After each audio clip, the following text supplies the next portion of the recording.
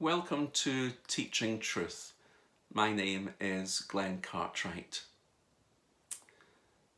We come today to our fifth and our final study and reflection into the call of Abraham as we discover it in Genesis chapter 12. We've been digging underneath the topsoil of this passage and unearthing the different elements of that call. The context of the call itself, the content of the call, and the confirmation of the call, what those elements meant for Abraham and what they might mean for us today. Abraham was that great father figure in Old Testament history, one of the four great patriarchs of the Old Testament, and yet he was a man just like us, a very ordinary man whom God called. And today we come to look at the final element of that call, the challenge of the call. Now let me ask you, as I ask it first of all of myself, does my life, does your life, do our lives demonstrate the substance of true faith and real obedience? And I think if we are truly honest with ourselves, we have to say that they don't. And yet the challenge from the call of Abraham in Genesis 12 is to put our faith into action. See, the kind of faith that pleases the Lord goes way beyond the faith that just believes God exists. The kind of faith that pleases the Lord goes beyond just a faith that believes God exists. You see, the writer of the Hebrews puts it this way: without faith it is impossible to please him. For he who comes to God must believe that he is, and that he is a rewarder of those who seek him. See, God blesses the life that steps out in obedience to his word. We discovered that yesterday. And the challenge to Abraham is to be obedient.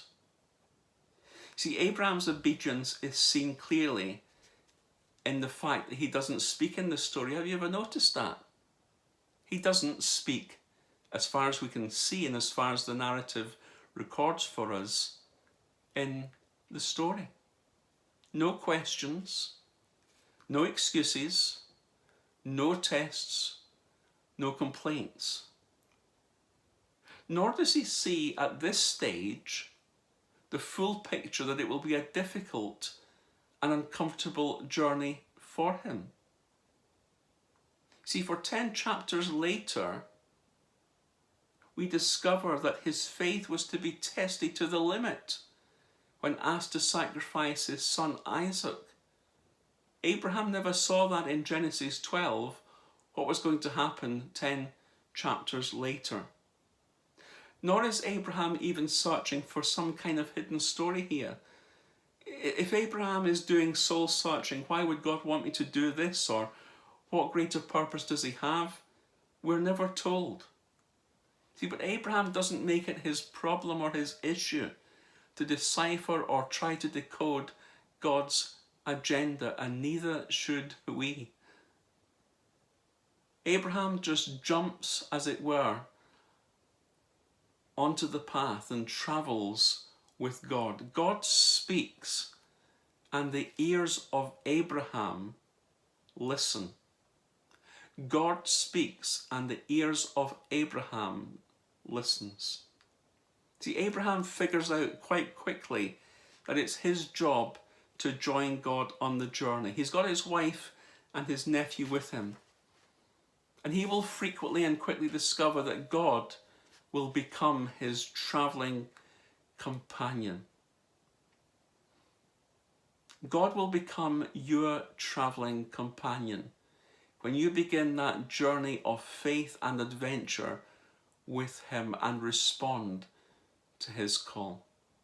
And when we look at the life and the call of Abraham, we see that God calls the most ordinary and the often insignificant people in the eyes of the world to bless others, often beyond what we can even ask or imagine. Two friends were standing at the bottom of a garden looking into the garden shed. And one friend said to the other, "Oh, I like the look of that golf putter in the corner there."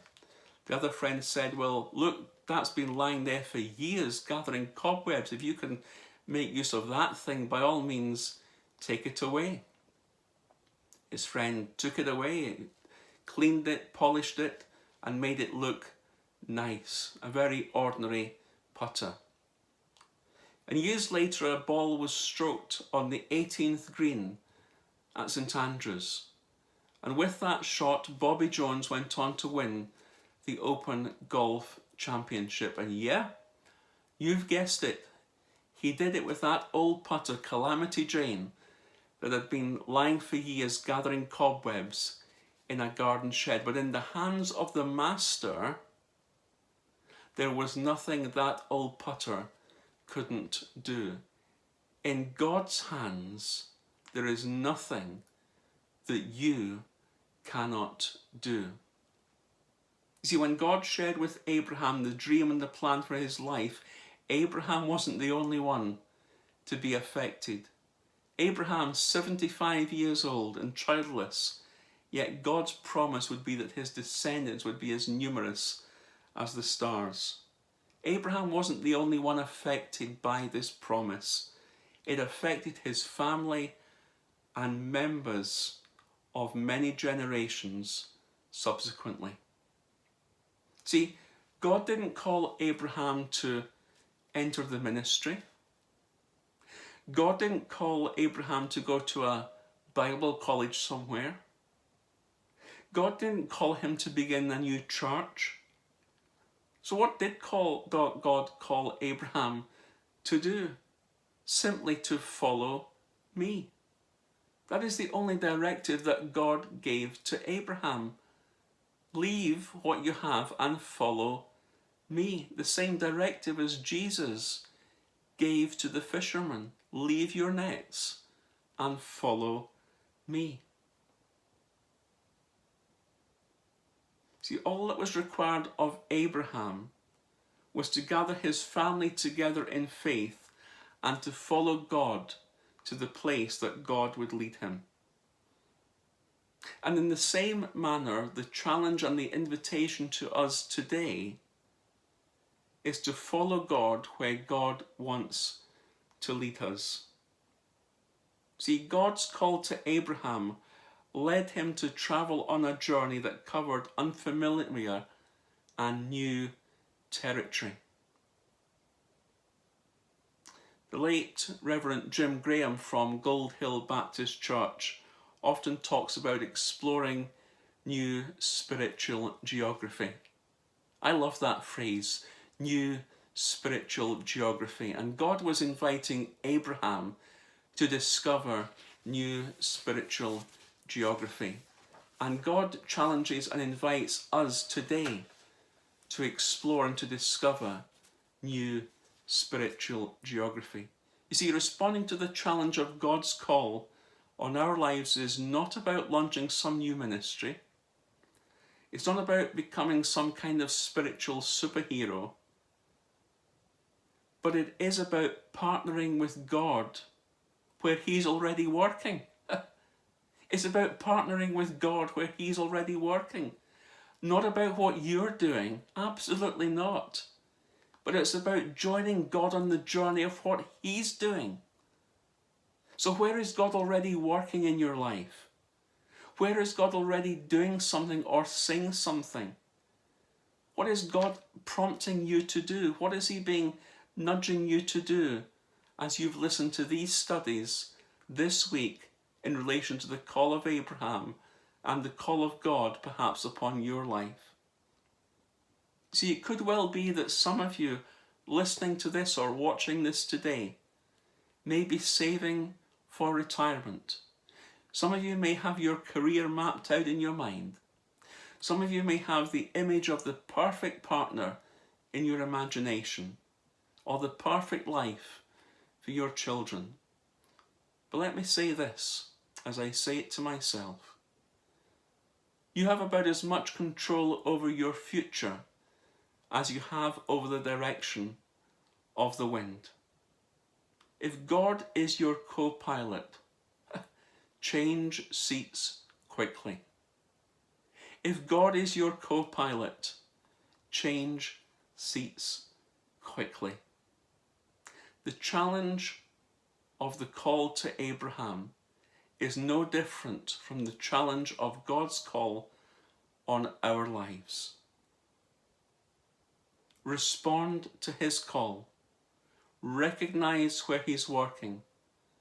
Join and partner with him, and relinquish that which will hamper you to discover and to be part of God's purpose and that journey with him. My final word is this: just go for it. Just go for it. Go for it and be part of that adventure with God. If God is calling, go for it, and may God bless you.